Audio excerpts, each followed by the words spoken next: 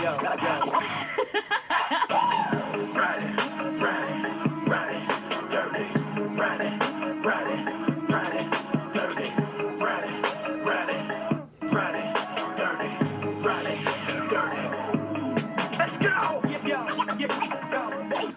XL.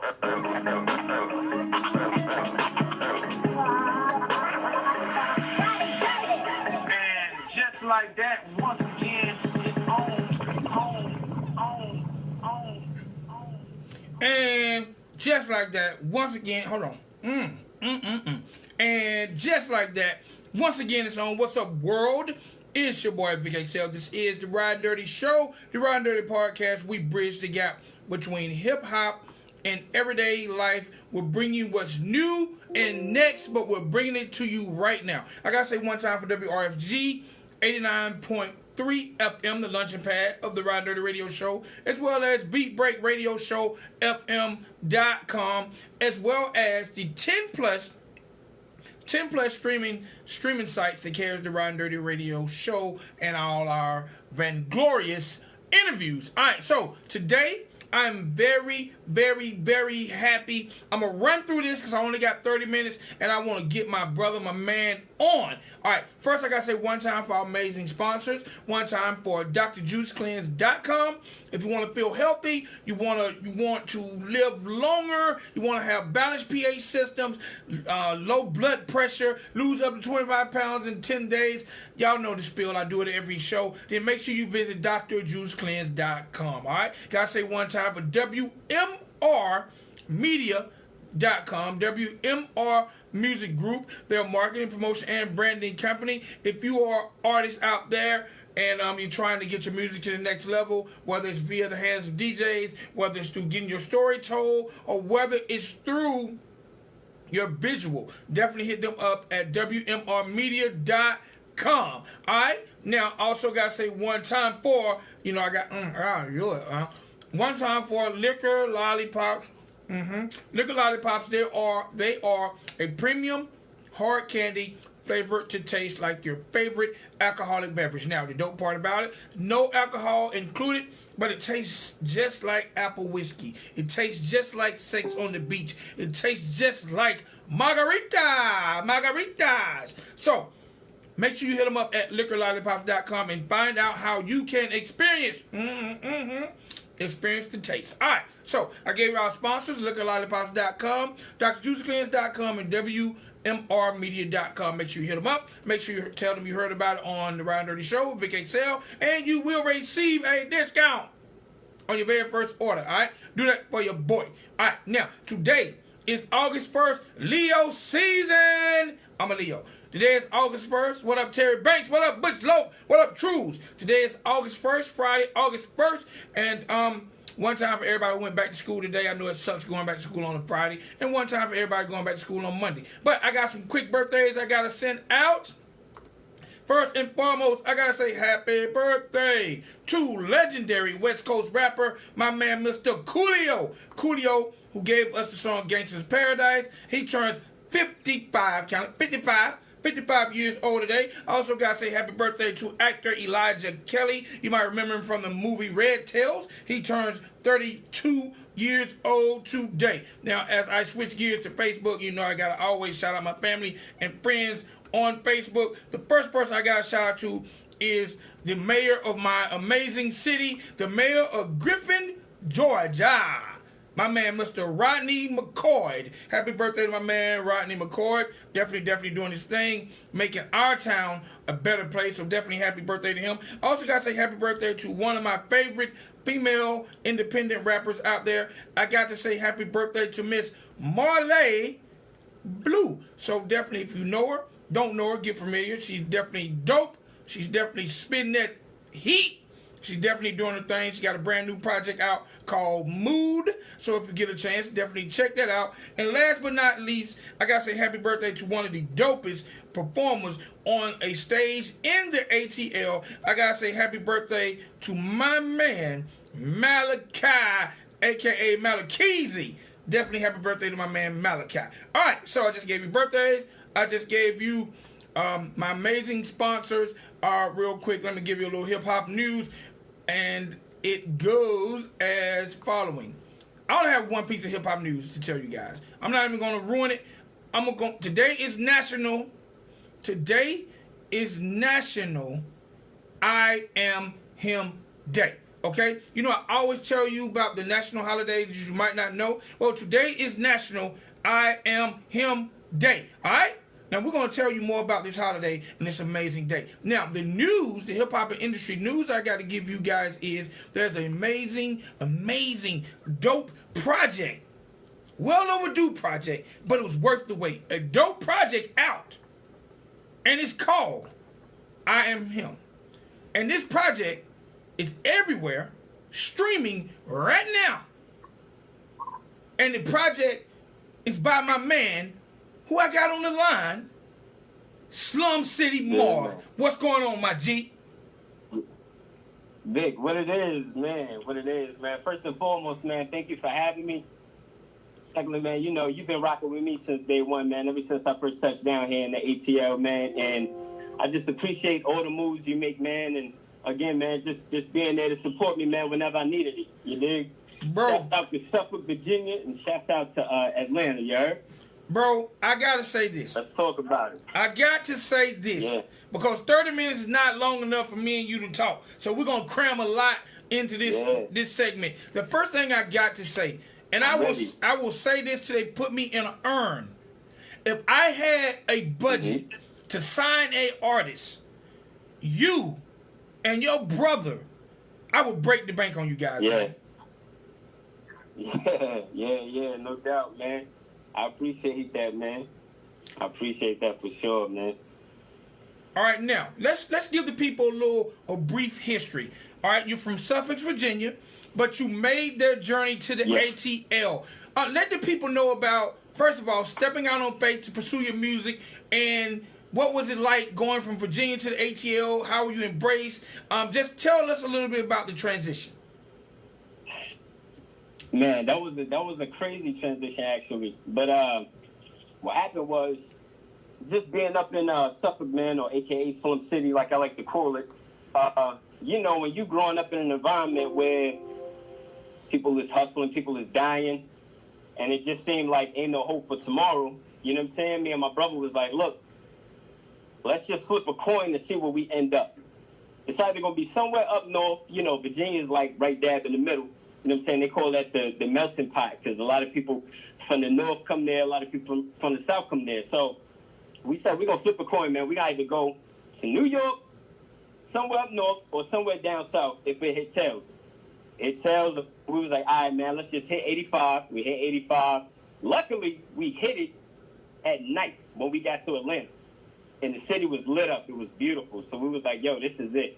So from that point, we slept in the whip for like a few months. And a few weeks after getting here, we started learning about open mics and that they were paying people to perform. You know what I'm saying? So basically, we just rehearsed whenever we could, you know what I'm saying? And we started hitting these open mics, and eventually we started winning these open mics. So those open mics was money for like Mrs. Winners on the south side in College Park when we was over there, or like money for a room to get out of the car. You know what I'm saying? So that's what we was doing on our own, just trying to figure out like how to make moves out here. That was around the time we first met you at your record store on the south side. You know what I'm saying? That was a long time ago. You know what I mean? But in the beginning, man, it was pretty rough, man. You know, people was, I think at that time, man, you know, coming to a spot like Atlanta, it's different from Virginia, especially back then, because there was so many people coming from out of Atlanta that the unity here was so strong, it was kind of hard to be a part of it in the beginning. Like, we really had to show and prove. Every night was like being at the Apollo. You know what I'm saying? Well, like, you really had to show your stripes in order for people to rock with you.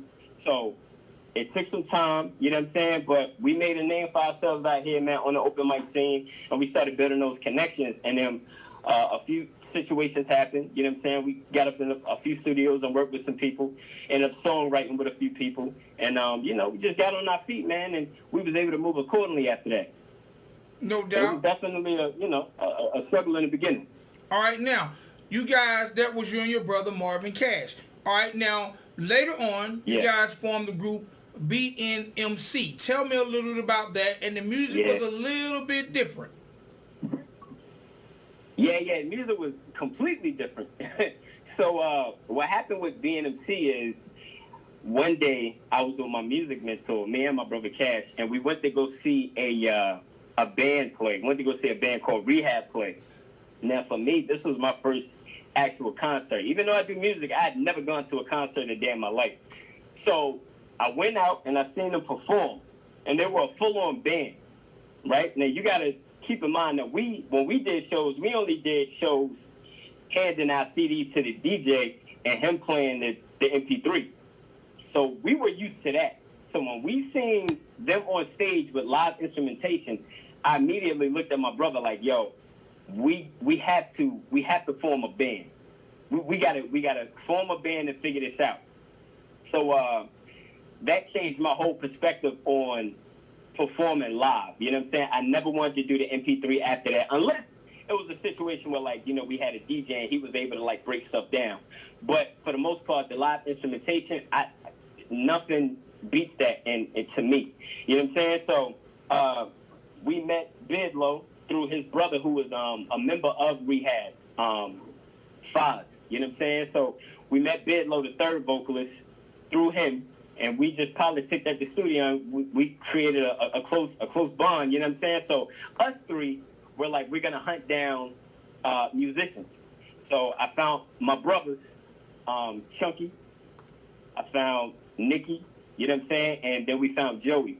And at first we were thinking to do a work hire, but the chemistry amongst all of us was so great that we were like, look, man, let's just form the band.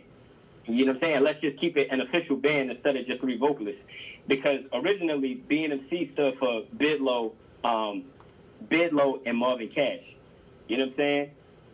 So what we did is we changed that to BNMC, like have a voice in your community, be heard as if you were an MC. Like, we don't have to be the only ones that should be able to speak out. You guys should be able to speak out too. So we just kind of like revamped it. You know what I'm saying?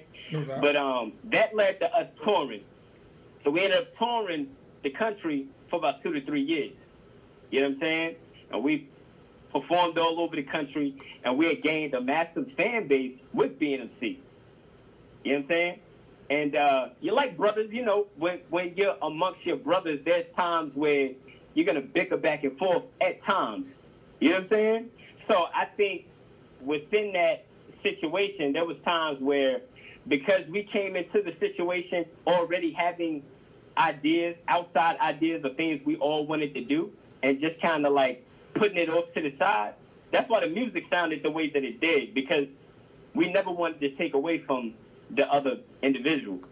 So there was that rock element, that EDM element, and that hip-hop element. And we just said, you know what, instead of just making you guys do what we want you to do, let's just combine it, because we're all producers we're all producers. You know what I'm saying? So let's just combine it, and as producers, we'll make it make sense. And I mean, shit, it made enough sense for us to go on tour a few times. You know what I'm saying? So it was a beautiful situation. And you never know, man. Maybe later down the line, it may again be a BNMC situation. We've been talking, you know what I'm saying, just on some brotherly love type stuff, like, yo, what's up? You know, I miss this, I miss that. Well, let's do something. But, you know, as for right now, we all, you know, doing our own individual things. So, you know, we may come back to the table. Who knows, man? No doubt. Now, and like I said, we're doing the SlumCity Marv timeline. All right. Now, you're also very astute when it comes to engineering and being in the studio. Tell me a little bit about that. Yeah. So, so actually, what led me to engineering was, as an artist, man, it's really hard to get out what you hear in your head. And it's hard to explain it sometimes when you just don't know the right terminology at certain times. You know what I'm saying? So I would always run into that. I want it to sound like this. I want the delay to, I would even mimic the delay. You know what I'm saying? I want it to sound like this and this to sound that way. And I could never really get it. So after a while, I just said to myself, you know what? I'm just going to watch. I'm just going to shut up and watch. You know what I'm saying? And I'm going to figure this out. So along the way, I met my music mentor, Billy Hume, who, if you guys out there that's listening, if you research Billy Hume, you'll see that he's a freaking mastermind when it comes to music in general. But he appreciated my songwriting skills. And when I first met him, he told me, listen, man, I'm not dealing with hip-hop. I'm done with that. You know what I'm saying? I'm kind of moving on to something else right now. But I like your songwriting skills. So maybe if we can work something out on the songwriting end, I got another additional studio upstairs, and you can rock out. I ain't got time to show you, but if you learn it, hey, it's up there for you. You know what I'm saying? So I literally learned as I went, just watching YouTube videos and stuff like that until I really learned the ins and outs of recording. And I never went to school for it, but I think just having an ear for those type of things is extremely important. And that's basically, you know, what I've gone this far in my career using, just utilizing my ear alone. I know when something is spot on, I know when it's not. There's one record on the album that, on the mixing, I'm like, but I spent so much time working on the album that I was like, that's it. You know what I'm saying? So, but yeah, that's what led me down the path of engineering and mixing. Producing, same thing. Running into producers that was like, yo, this is your beat, and then 2 weeks later, you hearing another artist on it, and you like, yo, you know what I'm saying? Like, what's going on? I got fed up with that, so I was like, let me figure this out. And truth be told, I'm a fan of like Splice. I know a lot of producers are aware of Splice and other websites like it, but because I don't know how to play the keys, I don't know how to do none of that. I wish I did. I don't know how to play any instruments. I just know sounds. I piece sounds together like a puzzle, and that works for me. You know what I'm saying? So I love samples. I love boom bap patterns, and I like some trap shit too. You know what I'm saying? But that's how I produce, and that shit works for me. All right, now all that led us to SlumCity Marv's Yes. I Am Him. Tell me about this amazing project. Okay, well, and this project took about 2 years to make, honestly. After, so a few things led up to this album. Now, I don't know if you followed a lot of my my posts in the past, but you know, I suffered from depression, and I had really bad anxiety after the band had broken up. Hold on. Time out. Yeah. Time out. Now, how can a man like yourself, pause, who look like a freaking nature in the gym, and you just got married, how can you suffer from depression, bro? So look, what happened was, you, as an artist, and when you transition and start doing new things in your life, you start to realize what's really needed in your life once you start to transition over, right? So when the band had split up, I said, you know what, I looked at my wife, I said, man, you know, my brother had went back to Virginia, you know what I'm saying? I was like, man, I just feel like everything was working, everything was beautiful, and now it just seems like it's not meant to be. Like, I think I'm done with music. And I love a lot of the artists that's out right now. So I don't want nobody to listen to my album. And not saying that it states any of this on the album, but just the feel of my album. Not that I don't like a lot of the new stuff that's out. It's just I feel like it's a saturated market, right? And being in the South, sometimes it's hard to find something that's different from what you already hear. And I would run into so much of the same stuff that I was like, I don't want to rhyme like that. You know what I'm saying? Like, I always thought years ago when we first met that I was going to come in the game with, like, that variety, that evened out playing field. It just don't seem like that right now. You know what I'm saying? So I was saddened about a lot of that. And I was just like, you know what? I think I'm gonna just stop. You know what I'm saying? Which I hated to say, but that's how I felt. And through that, I started to really feel bad. I wasn't really depressed at that time, but I just felt bad. I felt like I didn't know what my next move was. Also, after coming off a tour, while being on tour, I ate nothing but fast food. Anybody on tour know that you're on a time schedule, so you're not just looking for like dope restaurants. You're just looking for something to eat. So I was eating bad. So my cholesterol and my blood pressure was through the roof. And I ended up in a hospital. You know what I'm saying? And when I went to the hospital, the lady was like, your blood pressure is extremely high. We need to put him in the bag right now. So long story short, they recommended me medication. So that medication, the side effects had driven me to depression and had caused me to have anxiety. You know what I'm saying? So I didn't know what the hell was going on with me. And it took me a second to like wrap my mind around it to realize, yo, this is what's causing this. So before I was always in the gym, but before I was really going hard, that's what was happening to me. And I was in a really, really dark place. You know what I'm saying? And I said, okay, I got to get back to my music. Because right now, everything's falling apart. I got to get my health back on a holistic standpoint. So I went vegan. You know what I'm saying? I went vegan and I never turned back. And I started talking about, I started just being me on records, talking about things I wanted to talk about versus what I thought everybody wanted to hear. I just felt like I'm at a time in my life where you either like me and accept me for the shit that I'm putting out, or it's just not for you. You know what I'm saying? And where I am in life, it ain't talking about sex, drugs, and money. I'm still from where I'm from, and we still get busy, and I can still get busy if needed, but I ain't on that type time. Yeah, I talk to my mom like every day. You know what I'm saying? So I'd rather talk about how much I love my wife. You know, I'd rather talk to you about health, you know what I'm saying, and explain that story. You know what I'm saying? I'd rather talk to you about how the streets ain't like it was when I was out there hustling.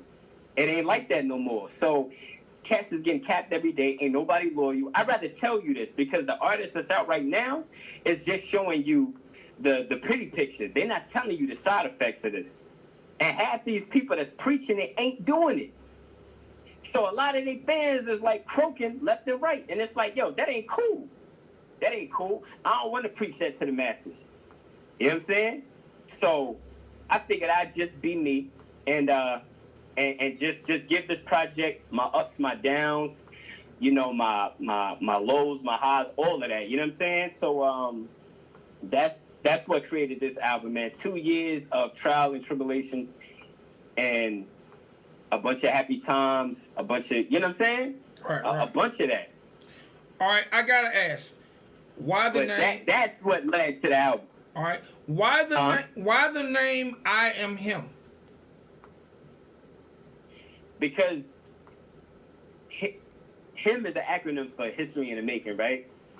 I just feel like my journey is like a fucking movie. Like you said, man, we got like less than 30 minutes, so it's hard for me to actually talk about every little detail. You know what I'm saying? But the come up story is just, it should be glorified.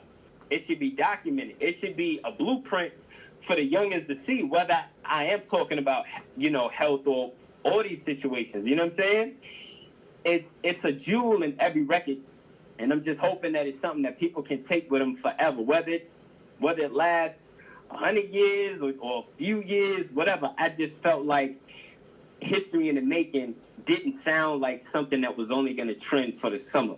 When I think of History in the Making, I'm telling you my story, and it needs, and it has that longevity behind it. You know what I'm saying? No doubt. So what I know the project just dropped this morning, but so far, what type of feedback? What type of feedback are you getting from the people about it? I'm so happy. I'm so like, I ain't gonna front, B. I'm mad happy because I'm so used to being independent, right? And I'm so used to seeing how independent artists move. I think when you're in an independent mindset, you're thinking to yourself, listen, I'm never going to compare my success to like, not at least at this point, not until it really, you know, takes off. But I'm not going to compare my album dropping to a Jay-Z album dropping. That ain't what it is. You know what I'm saying? So at this point, I'm just happy that people are clicking the link and downloading and giving it a listen, just giving it a chance. But this morning, and it dropped at 12 a.m., it's been crazy all day. Like, literally. I've been, like, on my Instagram, I've just been, like, Snapchatting, like, all comments, whether they were, like, posted online, whether they DM me, whether they text me. It's just different feedback from everybody, and everybody is, like, giving the most positive feedback possible. And it's just, like, blowing me away. I'm like, yo, this is... I expected for it to be dope because, you know, I put a lot of time into this shit, but the feedback has been beautiful. You know what I mean? So if you're listening right now, you have to download it. And I know there's been a million people day by day that say the same shit. Yo, it's different and you're going to love it, but check out 3 records. Just check out the first 3. If after the first 3 you like, nah, I ain't fucking with it, don't fuck with it. But I guarantee you, it's relatable music. It's bar for bar. It's lyrics. It's metaphors. It's a good mesh of a dope today's hip hop, and then what I'm used to. You know what I'm saying? Because I'm a fan of the Nas's, the Jay-Z's, the Busta, Helter Skelter, Black Moon. You know, I'm blessed to be, you know, in the middle of both the old era and the new era, I think. And I think, you know, if I continue to play my cards right, I can get love from both sides. You know what I'm saying? Because I ain't hating on nobody. It's just I'm telling you what I fuck with and what I like, and I think people will be you know, receptive to that. No doubt. All right. Who are some of the producers you work with on the project, and where are some of the sites that people can actually download it? I did all the production. I did all the production. I did all the writing. I did all the engineering. I did all the mixing and all the mastering. It's an in-house. You come to my crib, I got a studio right in my house. So you keep... Because I was tired of going to the studio. So you keeping all the money? I did all that myself. Oh, I'm trying to. That's the best way to... Hey, that's how you move. You know what I'm saying? So, so as far as that go, that was all done by me. But, it's available on everything. Apple Music, iTunes, Tidal, Spotify. You know what I mean? It's everywhere right now. And for certain sites, it takes them a little bit longer to review and process. So if you do have like I know there's one called Deexer or something like that. Something I had never really heard of, but for sites like that, that are also streaming sites, it may take them a little bit longer to review and process. So if you do use something else and you don't see it, it will be available later. But for the main ones, like, you know, Amazon Music, Tidal, you know what I mean? All of that, it's available. So it's easy to access. Okay. All right. Now, because I'm going to play 2 records, I'm going to play For the City and I'm going to play Golden Era. But before I play those records, okay, I got a couple questions I want to ask you about SlumCity Marv that's not about this project. Yeah. Okay? Number one. Okay. Your thoughts on this season's Snowfall. Oh, come on, man. Yo, Snowfall is my... Come on, man. Yo, Snowfall is so ill. Nothing's touching Snowfall until, you know, power come back on. And even with that, that's neck and neck. Come on, man. Okay. Question... And I'm sure you agree with me, right? Yes, sir. Yes, sir. Question number 2. Oh, okay. 10 seconds. Question number 2. Who won the battle between Goods and Cassidy? Come on, man. Goods spanked Cassidy. And you know what? I rock with Cass, but he got some... Come on, man. For one, you can't say you 5,001 or whatever he was saying, and you ain't got no proof of that. First of all, that's crazy. That's far-fetched. You know what I'm saying? And if Cass ever hear this, he know that's crazy. Come on, man. That's just arrogant talk. And that's cool. We all do it from time to time, but come on, man. It's a different day. It's a different day when it comes to battling. I used to battle. I started out battling. But, what they do now is crazy. Now, if I were to continue to go down that path, I would be an animal. But what they doing now is like, if you've been out the game for a minute, there's no way you're going to be able to stand with these dudes. And I don't know who and why they were sleeping on Goods, but Goods is nasty. I knew that was going to be a good spanking. Last question. I know you agree with me on that. I agree on that one. Last question. And if my memory serves me correctly, you are a Dallas Cowboys fan, correct? Facts. What are we going to do this year? I have no idea, man. People keep asking me that, man, but I have no idea, man. I just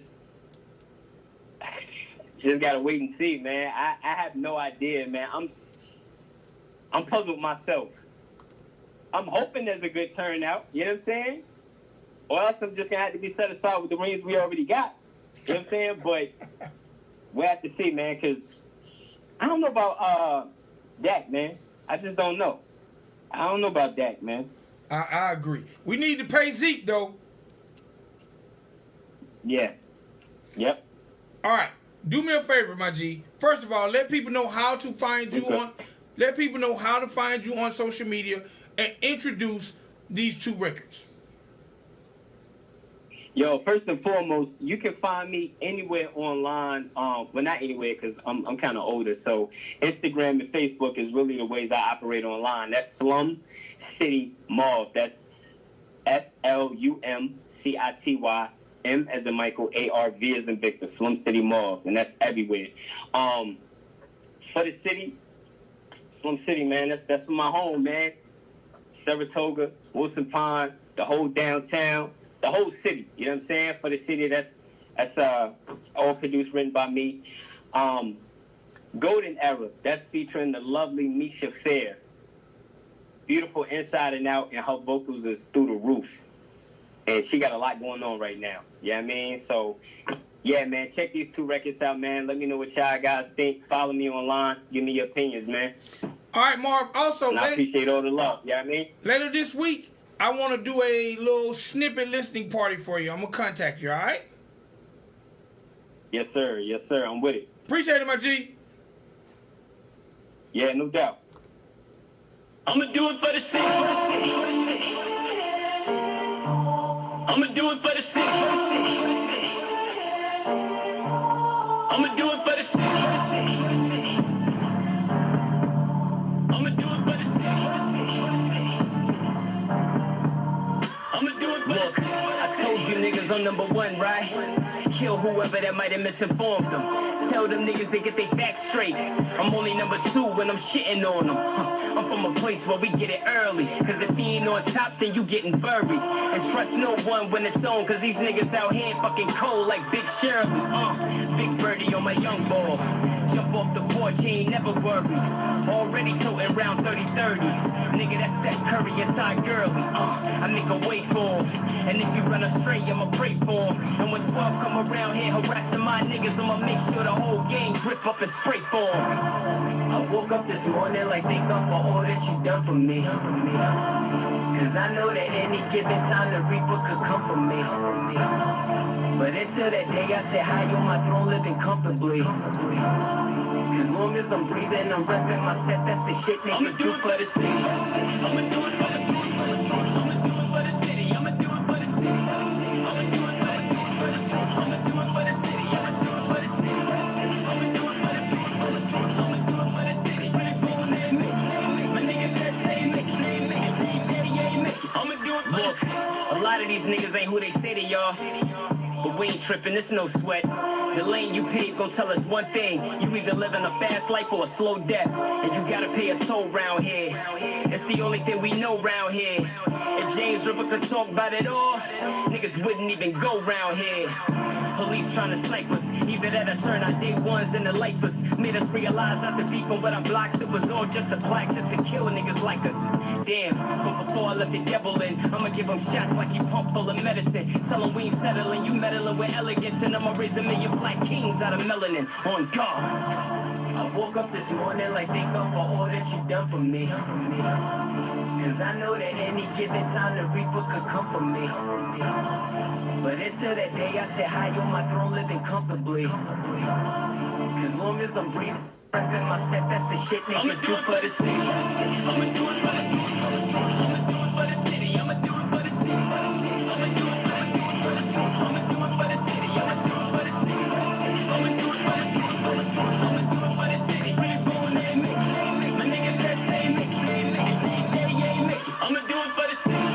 Wish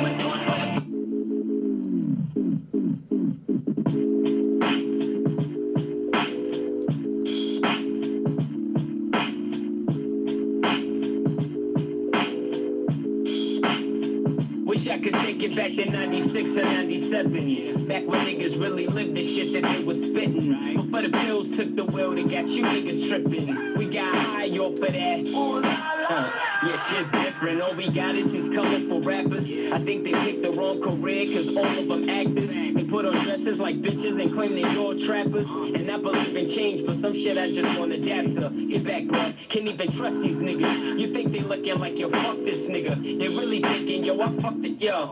This industry ain't like it used to be. I used to wanna sign a deal and kill it musically. Now usually I just be doing me, killing these beats up fluently. Proving labels just don't know what to do with me. I'm digging independence, you digging yourself a hole and climbing it. That dotted line sign to get rhymes a problem with all kinds of shit. Like the anonymous, I'm dropping diamonds. I'm hoping one day that somebody finds it and enlightens all the blinded. I see this generation dying, cause they forgot what real is. What is your highness? Yeah. In my head, but I'm cut from a different cloud. I'm in my own league, so I choose to leave. Never know, maybe it's all in my head, but I'm fighting for a different cause. I'm in my own league, so I choose to leave. Check.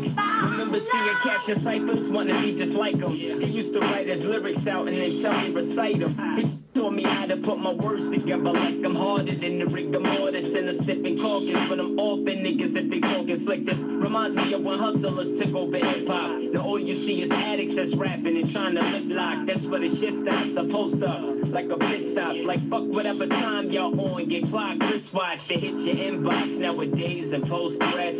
I still walk up on your steps, you won't flex. No, I'm next up with it. I'm about to kill whoever hawking. You these niggas are coughing and fresh sucks with it. Fresh your luck with it. You can never play me.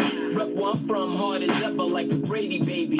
I hear the rumors they been hating lately, but never mind those. Same niggas popping them bottles and dealt winos. A young Picasso, cops watching a holla die slow. If won't clap them, they getting swept like the Apollo. Attitude Danto, trying to come at me on this music shit. And 80s baby, I ain't new to this. In my head, but I'm cut from a different cloud. I'm in my own league, so I choose to leave. Not follow, maybe it's all in my head, but I'm fighting for a different cause. I'm in my own league, so I choose to leave. Not follow.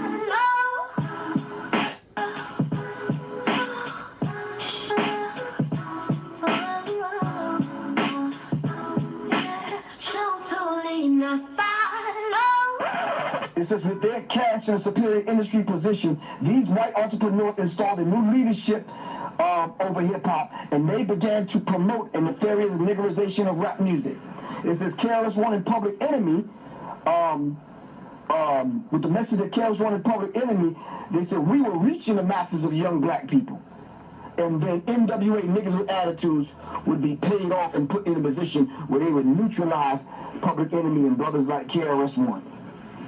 And then came the gangster rap, thugging, balling, now pimping.